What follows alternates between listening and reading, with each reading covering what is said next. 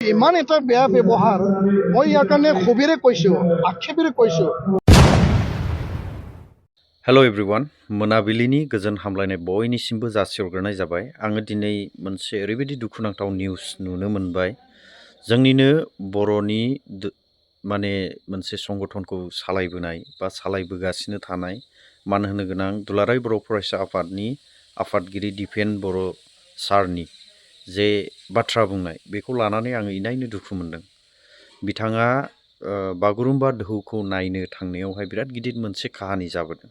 आङो दसे उनाव बिथांनि खुगानिफ्रायनो बुंनाय बाथ्राखौ आङो नोंथांमोननो शेयार खालामनो थांगासिनो दङ।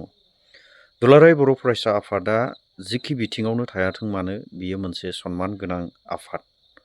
बे सनमान गोनां आफादनि जे आफादगिरिखौहाय बेबायदि अयनाय खालामदोंब्ला बियो सोंखारिजाथाव आरो बिराद दुखुनांथाव। आरो बे गेटआवहाय जे एसेबां कार्ड लानानै हाबसेयावबो जे अपमान खालामदों होननानै बुंदों, नारथानाय नारख्रांनाय बेफोरबायदि सोलिदों होननानै बुंदों, बियो एकदमबारे गनायजाथावना नङा। आरो रायजोफोर बिथांनि खुगानिफ्रायनो नोंथांमोना स्पष्ट खोनासंना लादो आरो बिनिफ्राय नोंथांनि बुजिनाया मा कमेन्ट सेक्सनाव फोरमायहरोब्लानो जाबाय। ইমান এটা বেয়া ব্যৱহাৰ মই ইয়াৰ কাৰণে খুবেৰে কৈছোঁ, আক্ষেপেৰে কৈছোঁ যে মই সহজ সৰল এজন সাধাৰণ বড়ো যুৱক হিচাপে মই নিজৰ মানে জাতিৰ মানে যি পৰিধান গামচা আৰণাই ইণ্ডিকোট মই মানে তাত পৰিধান কৰি যোৱাৰ বাবে মই যিহেতু টাই কোট চুইটত নাছিল,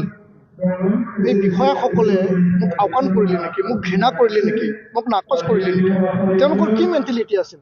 তো বহুত বুজালোঁ, তেওঁলোকৰ কোনো শুনিবলৈ ইচ্ছা নাই, যাব নিদিয়ে, যাব নোৱাৰে, ঢাকি কিবা কিবি এনেকুৱা অপমান মই জীৱনত পোৱা নাছিলোঁ। যিসকল বিষয়া মানে পুলিচ বিষয়া আৰু প্ৰশাসনিক বিষয়া নিয়োগ কৰিছে তেওঁলোকৰ এনেকুৱা এটা ব্যৱহাৰ যে তেওঁলোকে গল্ডেন কাৰ্ডো একচেপ্ট কৰিব নিবিচাৰে, ব্লু কাৰ্ডো একচেপ্ট কৰিব নিবিচাৰে। আমি সুধিলোঁ যে যদি এইটো ইয়াত প্ৰযোজ্য নহয় তেতিয়াহ'লে আপোনালোকে দিলে কিয়? আৰু তাত দেখিবলৈ পালোঁ 24A 24B তাত যিসকল বিষয়া মানে পুলিচ বিষয়া আৰু প্ৰশাসনিক বিষয়া নিয়োগ কৰিছে তেওঁলোকৰ এনেকুৱা এটা ব্যৱহাৰ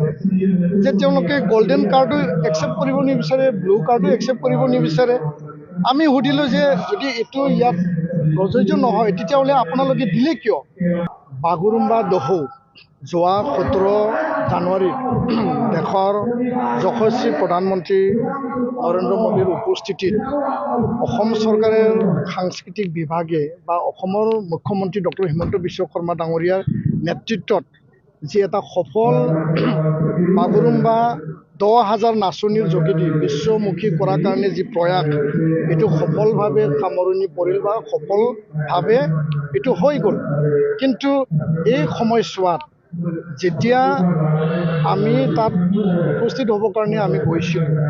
কিয়নো 2024 চনতে এই বাগৰুম্বা যি মানে নৃত্য প্ৰদৰ্শনৰ কাৰণে মানে কমিটি গঠন কৰা হৈছিল। অসম চৰকাৰে এপছু বড়ো সাহিত্য সভা হাৰিমু আপাত আন সংগঠনক আমন্ত্ৰণ জনাইছিল। আমাৰ ফালৰ পৰা সহযোগিতা নাচনীসকলক তেওঁলোকে বিচাৰিছিল আৰু আমি সময় সাপেক্ষে আমি সহায় কৰিছোঁ। তাৰ দুদিন আগত গ্ৰুপ অফ মিনিষ্টাৰে আমাৰ লগত আলোচনা কৰিছে, আমাক ব্লু আৰু গল্ডেন মানে এণ্ট্ৰি কাৰ্ড যোনটো প্ৰৱেশ পত্ৰ তেওঁলোকে প্ৰদান কৰিছে। আৰু সেইমতে সেইদিনাখন মই উপস্থিত হৈছোঁ, আমাৰ টীমে উপস্থিত হৈছে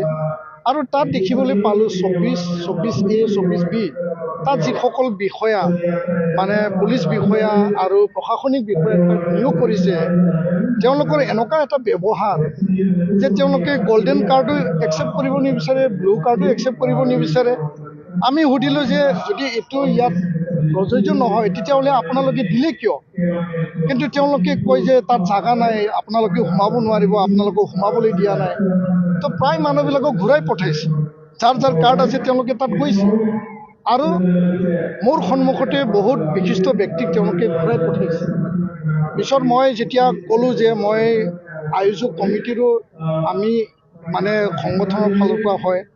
প্ৰধানমন্ত্ৰীৰ লাইন আপত ৱেলকাম মোক দিয়া হৈছে মই তাত যাব লাগে আৰু মই নিখিল বড়ো ছাত্ৰ সন্থাৰ সভাপতি মই নিজে ক'লোঁ তথাপি তেওঁলোকে যাবলৈ নিদিয়ে আৰু ইমান এটা বেয়া ব্যৱহাৰ মই ইয়াৰ কাৰণে ক্ষোভেৰে কৈছোঁ আক্ষেপেৰে কৈছোঁ যে মই সহজ সৰল এজন সাধাৰণ বড়ো যুৱক হিচাপে মই নিজৰ মানে জাতিৰ মানে যি পৰিধান গামচা আৰণাই ইণ্ডিকোট মই মানে তাত পৰিধান কৰি যোৱাৰ বাবে মই যিহেতু টাই কোট চুইটত নাছিল এই বিষয়াসকলে মোক আওকাণ কৰিলে নেকি মোক ঘৃণা কৰিলে নেকি মোক নাকচ কৰিলে নেকি তেওঁলোকৰ কি মেণ্টেলিটি আছিল তো বহুত বুজালোঁ তেওঁলোকৰ কোনো শুনিবলৈ ইচ্ছা নাই যাব নিদিয়ে যাব নোৱাৰে ঢাকি কিবা কিবি এনেকুৱা অপমান মই জীৱনত পোৱা নাছিলোঁ কাৰণ প্ৰধানমন্ত্ৰীৰ প্ৰগ্ৰাম বড়োলেণ্ড মহোৎসৱত আমি কৰিছোঁ প্ৰধানমন্ত্ৰীৰ প্ৰগ্ৰাম চুক্তি স্বাক্ষৰৰ পিছত 2020 আমি ফেব্ৰুৱাৰী মাহত 9 লাখ মানুহলৈ কৰিছোঁ গৃহমন্ত্ৰীৰ প্ৰগ্ৰাম আমি দতমাত কৰিছোঁ 2 লাখ মানুহলৈ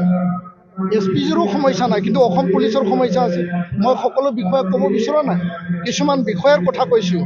তেওঁলোকে কাউন্সিলিং লওক যে সঘনে অসম পুলিচে কয় যে পিপলছ ফ্ৰেণ্ডলি পুলিচ প্ৰশাসন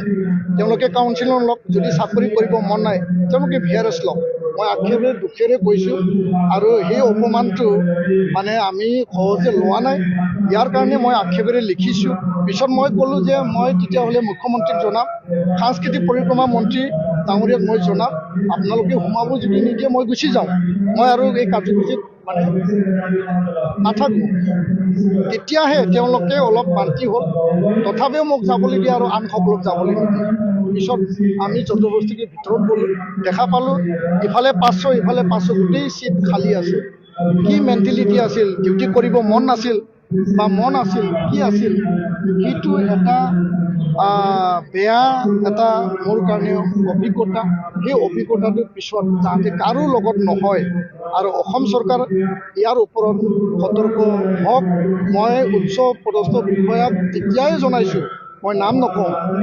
তেওঁলোকক জনাইছোঁ এডিশ্যনেল চিফ ছেক্ৰেটাৰীক জনাইছোঁ প্ৰিন্সিপাল ছেক্ৰেটাৰীক জনাইছোঁ যে এনেকুৱা এটা কাৰবাৰ তাত চলি আছে এইটো মই আক্ষেপেৰে ক'লোঁ আৰু চৰকাৰ সতৰ্ক হওক কিয় কৰিছে কেনেকৈ কৰিছে ক'ৰ পৰা তেওঁলোকক ডিউটিলৈ আমন্ত্ৰণ কৰিছিল আমি শুনিবলৈ পাইছোঁ বহুত জেগাৰ পৰা তেওঁলোকক জিলা পৰ্যায়ৰ পৰা আনিছে তাত বহুৱাইছে আৰু এনেকুৱা ব্যৱহাৰ কাৰো কাৰণে সহ্যৰ বিষয় নহয় বাগুৰুম্বা সফল হৈ গ'ল কিন্তু এই ব্যৱহাৰটো মোৰ মনত থাকি গ'ল যে এই বাগুৰুম্বা সফল যাত্ৰাত মোক লৈ এনেকুৱা তেওঁলোকৰ এই পৰিৱেশ সৃষ্টি কৰাটো আৰু আন মই নাম নকওঁ মানে তাত